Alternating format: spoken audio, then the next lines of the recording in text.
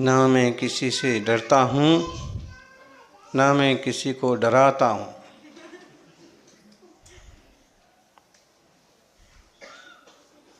ना मैं किसी से डरता हूँ, ना मैं किसी को डराता हूँ, क्योंकि मैं हर एक आत्मा में भगवान देख पाता हूँ, परमात्मा देख पाता हूँ।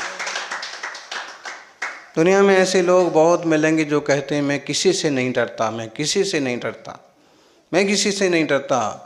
लेकिन वो लोग महान नहीं होते हैं जो किसी से नहीं डरते। वो लोग महान होते हैं जिनसे कोई नहीं डरता, जिनसे कोई नहीं डरता, जिनके चरणों में पशु पंछी भी चले जाते हैं, जिनके पास में दीन दुखी भी पहुंच जाते हैं, और जिनको चरणों को छूने के लिए पहली दूसरी तीसरी चौथी तो क्या पांचवीं टोक तक भी चले जाते हैं। गिरनार जी, शिखर जी के ऊंचे ऊंचे पहाड़ों को वे ऐसे महापुरुष हुए, तीर्थंकर हुए कि जिनने भय का माहौल नहीं बनाया, अभय का माहौल बनाया। आज भी अभय के माहौल में बड़ी अच्छी वंदना हुई। पहले दिन तो बड़ा पुलिस जाब्ता प्रोटेक्शन था, और ऐसे महसूस हो रहा था, लोगों को भी लग रहा था कि महाराज जी बड़े वीआईपी हो गए। फिर आज ऐसे विचार किया कि इसमें कुछ नहीं धरा है, तो बिना ही किसी प्रोटेक्शन के, और आज पहली यात्रा से भी ज़्यादा आनंददायक यात्रा संपन्न हुई। उसमें आनंद इस बात का रहा, प्रत्येक टोंक पर, वैसे अभी यहाँ साधु संतों का, महंतों का आना जाना ज़्यादा बढ़ गया, तो जो भी मिलते बड़े अच्छे से अभिवादन करते। और जब पांचवी टोंक पर पहुँचे तो बाबा जी बाहर वाली शिला पर निकल करके बैठे थे और एक एक चीज़ देख रहे थे कि महाराज जी किस तरह के परिश्रम करके कितना तपते हुए और चले आ रहे हैं। और फिर मुनि महाराज ने देख लिया और ने चर्चा इशारा किया, तो उनने भी इशारा किया, अभिवादन किया। फिर अंदर पहुँचे तो सबसे पहले तो पहुँचते ही आप बैठो बैठो महाराज, आओ बैठो बैठो। बैठ गए, सिद्ध भक्ति की। फिर 3 परिक्रमा करो, 3 परिक्रमा की। फिर बैठे। आप जब दूसरी परिक्रमा कर रहे थे तो नहीं, तो फिर हाँ, वक्तव्य, आपका वक्तव्य बहुत अच्छा होता है, प्रवचन आप बहुत अच्छा देते हैं, मार्गदर्शन बहुत अच्छा करते हैं, लेकिन ये लोग समझते ही नहीं हैं सब। हाँ, मैं तो खूब अच्छे से दर्शन करने दूँ, लेकिन भीड़ होती है तो मुझे ही चिल्ला चिल्ला के लोगों को अलग करना पड़ता है। फिर आपको प्रणाम हो गुरु जी, और कोई गलती हुई हो तो हाँ, तब हम इसके पहले हमने ये शब्द बोले कि शायद अब हमारी आगे हमारा आना मुश्किल है यहाँ पर अभी, तो इस के उत्तर में ये जवाब सवाल हुआ। फिर तीसरी परिक्रमा के बाद हम बैठ गए, थोड़ा काव्यसर किया, तो नमस्कार की मुद्रा में आ गए, तो आशीर्वाद दिया। और पीछे का एक पंख निकल रहा था, तो हमने कहा कि आपके लिए है, जैसे नारायण कृष्ण के मुकुट पर होता है। तो उन्होंने लिया। फिर पहले तो एक बार नीचे रखा, फिर बाद में क्या भाव हुआ, तो गुरुदेव दत्त की मूर्ति के मुकुट पर वो पंख लगा दिया। फिर हमने कहा चरणों को पीछे छुआ दें, तो पीछे चरणों को लगाई, फिर सबकी पीछे चरणों को लगाई, फिर बड़े अच्छे से। फिर हमने कहा, वो कुछ ज़्यादा सुनने के मानस में थे, तो हमने कहा कि देखो, गुरुदेव दत्त का जो चरित्र है, दत्तात्रेय का जो चरित्र है, वो हमने पहले पढ़ रखा है शास्त्री की परीक्षाओं में। तो माता अनसुईया के पुत्र हैं अत्रि मुनि के, अत्रि ऋषि के। वो पूरी एक कहानी है, हमने उनको संक्षेप में सुनाई, अब उसको थोड़ा सा विस्तार करके सुनाते हैं कि जो दत्तात्रेय गुरुदेव की, भगवान की, अपन वरदत्त गणधर भगवान बोल सकते हैं, लेकिन वो कहानी काफ़ी डिफरेंस है। हाँ, तो वो उन्होंने, हमने सुनाई कहानी कि अनसुईया बहुत बड़ी सती थी। मतलब सती का मतलब होता है कि चारित्रवान, एक ऐसी स्त्री कि जिन्हें अपने पति के अलावा दुनिया के और सब लोगों में भाई बहन, भाई बंधु दिखते हैं बस, और कोई लेना देना नहीं। तो जब उनके एक जगह सरस्वती, पार्वती, लक्ष्मी जी इकट्ठी हुई और वहाँ नारद जी पहुँचे और उन्होंने ये प्रशंसा की कि दुनिया में सबसे चारित्रवान, शीलवान, सती अगर कोई है तो अनसुईया जी, माता अनसुईया। तो देवियों को बड़ा विचित्र लगा कि हम लोग इतने बड़े बड़े हैं और हम तो ब्रह्मा विष्णु महेश की पत्नी हैं, और ये हमारे सामने उनकी प्रशंसा कर रहे। उनको बड़ा बुरा लगा। उन्होंने अपने पति को कहा, प्रत्येक ने अपने अपने पति को कहा कि आप लोग जो है उनकी शील की परीक्षा कीजिए, उनको कमतर शील वाला सिद्ध कीजिए।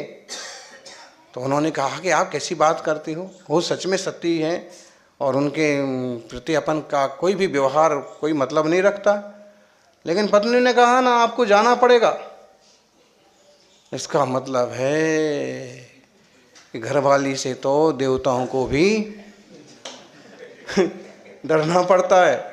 भारतीय परंपरा में अगर दंपति पति पत्नी हैं तो उन्हें एक दूसरे को समझना और सम्मान रखना चाहिए, और अगर कोई विशेष बात है तो पत्नी की बात भी मान करके सही रास्ते पर चलना चाहिए।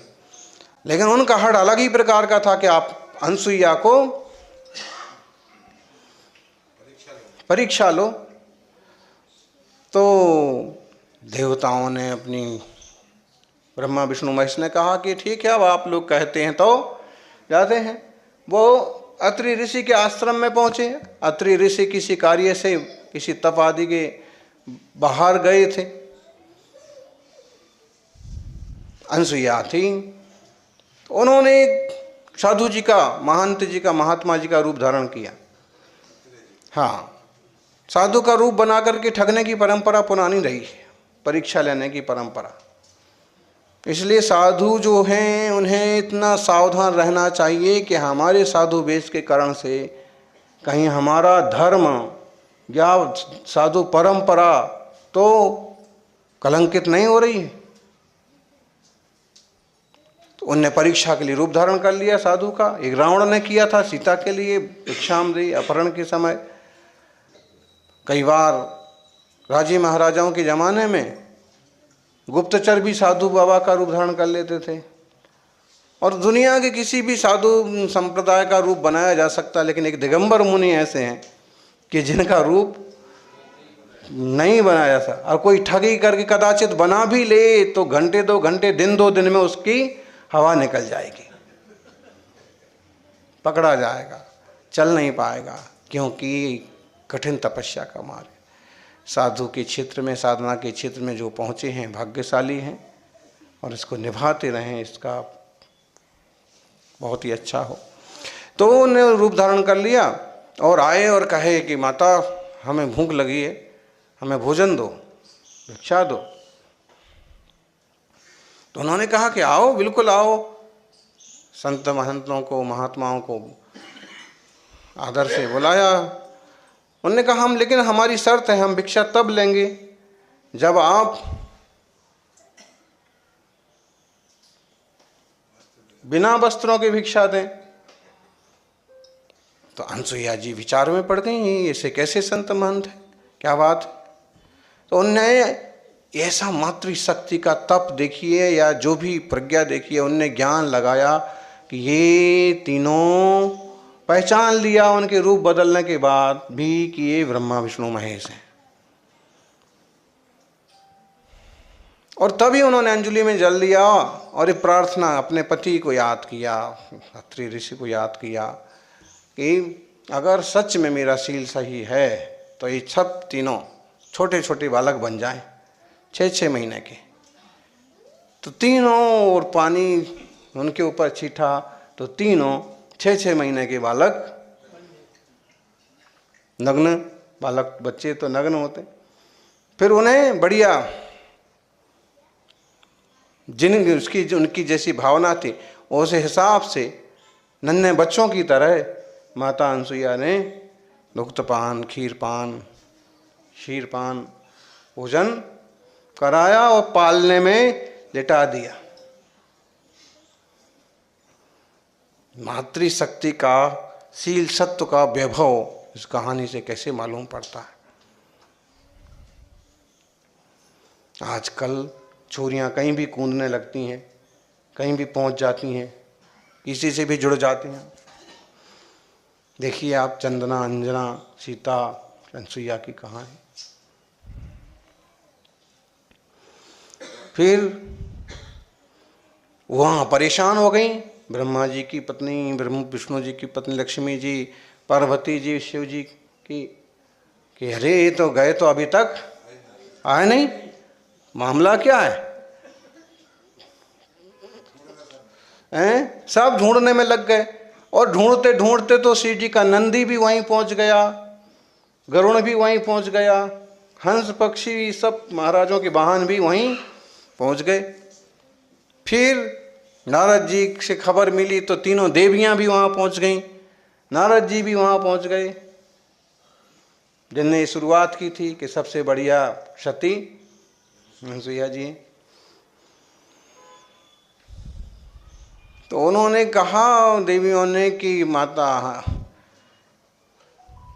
अनसुईया जी आप धन हैं, आपका सतीत्व धन है, ये हमारे पति हैं और आप इन्हें हमें सौंप दो। तो उन्होंने कहा कि आप लोग अपने अपने हिसाब से पहचान लो, ये तो पालने में झूल रहे हैं।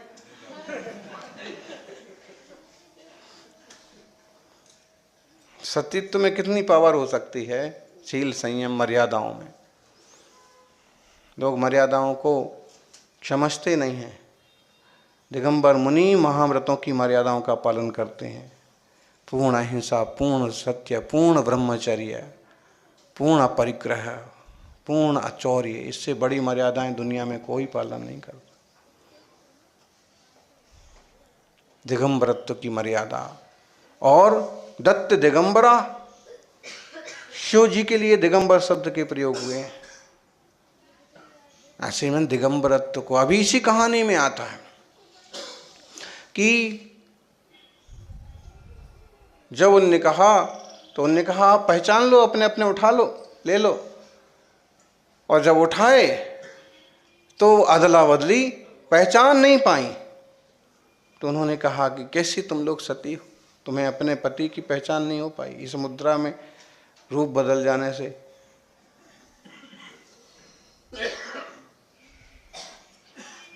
तो उन्होंने कहे, इतने में उन्होंने कहा हे माता आप हमारी त्रुटि को क्षमा करो और आप इन्हें इनके रूप में वापस कर दो। तो उन्होंने अपने योग बल से उनको वापस तीनों को 3 रूप में खड़ा कर दिया। तो सबके अलग अलग कि इनने तो जो लक्ष्मी जी के पास थे वो ब्रह्मा जी थे और पार्वती के पास थे विष्णु जी थे। तो उनको बड़ा संकोच लगा कि देखिए हम पहचान भी नहीं पाए। इतने में अत्रि ऋषि अपने बाहर से आ गए और उन्होंने देखा कि क्या चल रहा है और देखा कि हमारे यहाँ तीनों देवता उपस्थित हैं।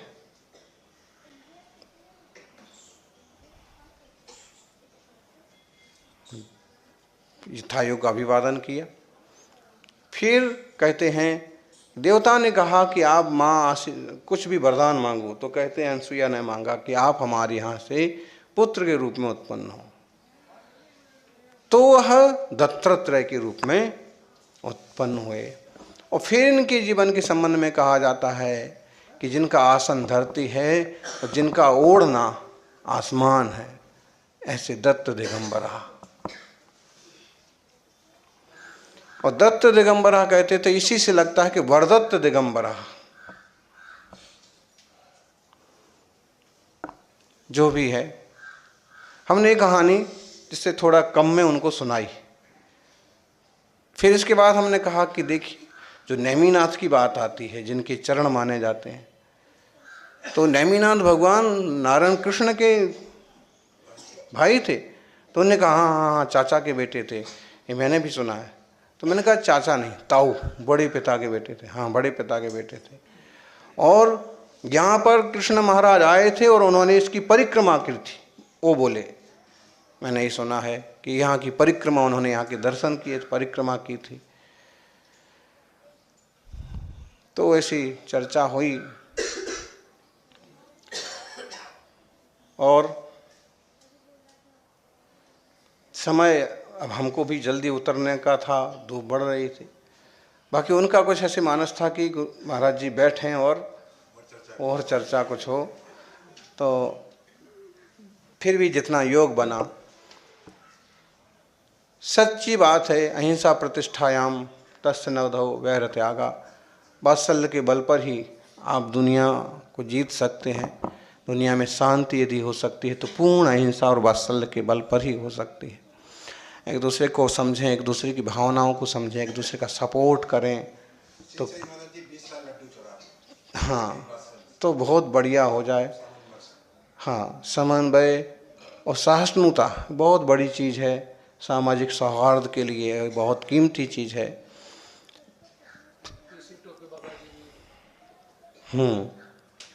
उम्मीद मत छोड़ जब आपको लगेगा, उम्मीद न छोड़ें जब आपको लगेगा कि अब कुछ नहीं हो सकता, तभी चमत्कार हो सकता है।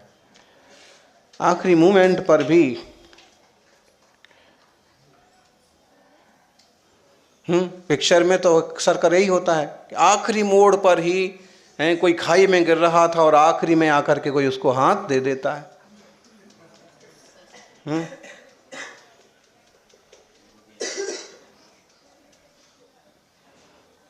तो आखिरी मूवमेंट पर भी आप विचलित मत होइए, घबराइए मत। अगर आपकी माचिस में एक ही काड़ी बाकी है, तब भी आप हिम्मत से काम लो। हो सकता है कि 49 काड़ियों से जो काम नहीं हुआ, वो एक काड़ी से काम हो जाए। दीपक जलाने का, रोशनी करने का, प्रकाश करने का।